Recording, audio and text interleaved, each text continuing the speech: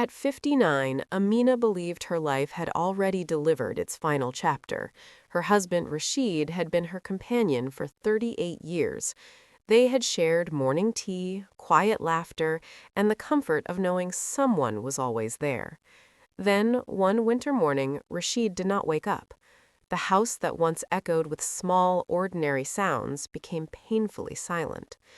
Amina moved through the room slowly, touching familiar objects as if they might still carry his warmth.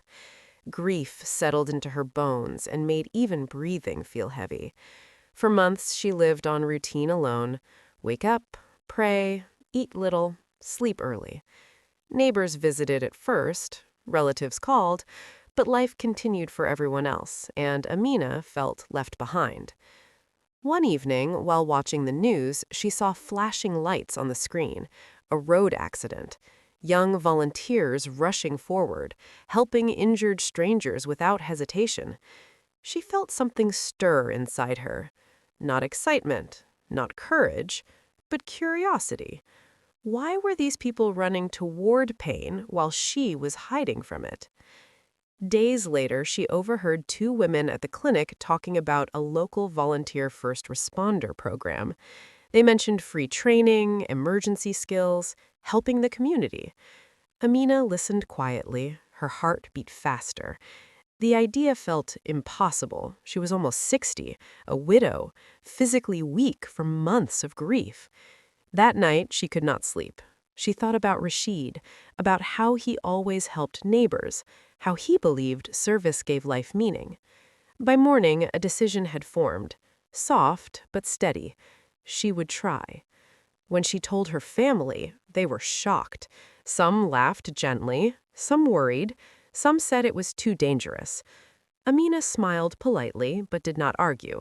For the first time since Rashid's death, she felt a direction pulling her forward. The training center was small, filled with young men and women. Amina was the oldest by decades. Whispers followed her. Doubts filled the room. But when the instructor asked why she was there, Amina answered simply, "I do not want my life to end in waiting." The room fell silent, and in that moment something shifted, not just for them, but for her. She did not know it yet, but this decision would give her a new identity, one forged not from loss, but from courage. The first week of training tested Amina in ways she had never imagined. Her body ached after simple drills. Her knees trembled when she knelt on the hard floor. She wondered if everyone else could hear how loudly her heart was beating. The instructor spoke quickly. Airway, breathing, circulation, CPR, pressure points, shock response. The words felt foreign. Amina wrote everything down carefully. Her hands shook, but she did not stop. During practice, she struggled. Her chest compressions were slow, her bandages loose. A young volunteer gently corrected her. Embarrassment burned her face. For a moment, she wanted to leave, to return home where no one expected anything from her. But then she remembered the silence of her house, the long, empty evenings, and she stayed. Each night she practiced at home, using pillows as patients, counting compressions under her breath, re-watching lessons on her old phone. Her fingers hurt, her back protested, yet something inside her felt alive again. One afternoon, the instructor simulated a disaster drill. Sirens blared, volunteers ran in different directions, smoke machines filled the room. Amina froze. Her mind went blank. Noise surrounded her. Panic climbed her chest. The instructor noticed. He shouted her name. Amina closed her eyes for 1 second. She remembered Rashid's calm voice during difficult moments. Slow down. Focus. Do one thing at a time. She opened her eyes, moved forward, checked breathing, applied pressure. When the drill ended, she was shaking, but she had finished. Later, the instructor pulled her aside. He did not scold her. He said, "You have fear, but you do not run from it. That makes a good responder." For the first time, Amina believed she might belong there. Some volunteers began sitting with her during breaks. They asked about her life. They called her auntie with respect. The whispers faded, replaced by quiet admiration. At home, she hung her practice vest on the wall, beside Rashid's photograph. She spoke to it softly. "I am learning to help people now." The house did not feel as empty that night. Amina still doubted herself, still woke with aching joints, still feared her first real emergency, but she was no longer waiting for life to pass. She was preparing to meet it. The call came just before sunset.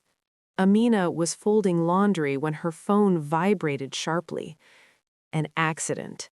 2 vehicles. Possible injuries. For a moment she stared at the screen. Her hands felt suddenly heavy. This was not Padril. No instructor, no safe room. Her heart raced, but her feet moved. She grabbed her responder vest and stepped outside. The street felt different. Louder. Sharper. As if the world knew something was about to change. When she reached the site, people were already gathered. A damaged motorcycle, a car stopped at an angle, a young man lying on the road. Blood. Amina felt her breath shorten. Her vision narrowed. Every instinct screamed to step back. Then, training took over. She knelt beside the injured man, introduced herself calmly, checked his breathing, applied pressure to his leg. Her hands no longer shook. Someone shouted questions. Someone cried. Amina's voice stayed steady. "Please, give him space.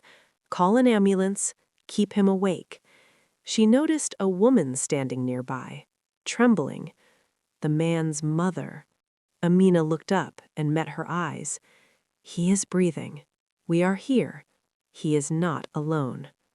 The woman collapsed beside her, gripping Amina's arm like a lifeline.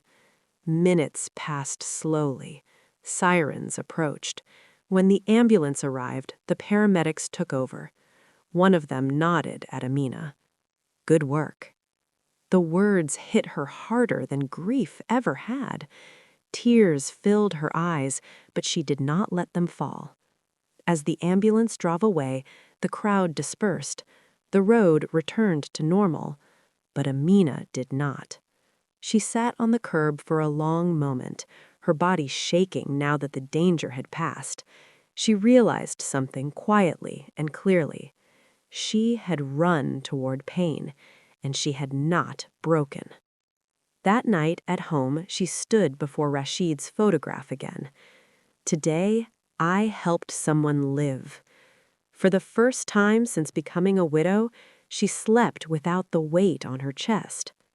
Amina did not know how many calls lay ahead, how many lives, how many losses, but she knew this: her life had not ended at 59. It had begun again. After the first call, the nights changed. Sleep came easily, but it never stayed long. Sirens echoed even in silence. Amina learned that helping others also meant carrying their pain home. Calls increased.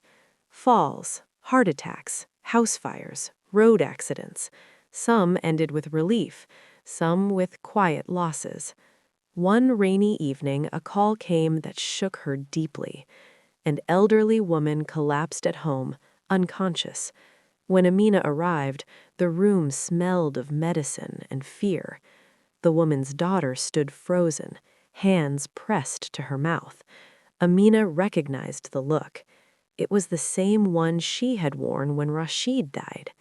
She moved quickly, checked breathing, started CPR. Her arms burned. Her breath came in sharp bursts.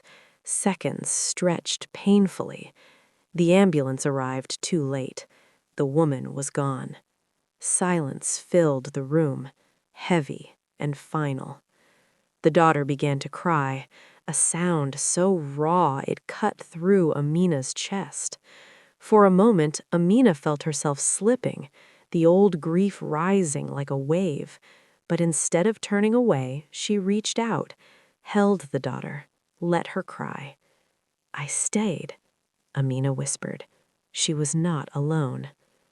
That night, Amina sat alone in her kitchen, hands wrapped around cold tea, questioning everything. Was she strong enough? Was this worth reopening wounds she had tried so hard to heal? The next day, she did not attend training. She stayed home, stared at Rashid's chair. By evening, her phone rang. It was the instructor. He did not speak about duty. He spoke about humanity. He said, "You cannot save everyone, but being there still matters." Amina listened quietly.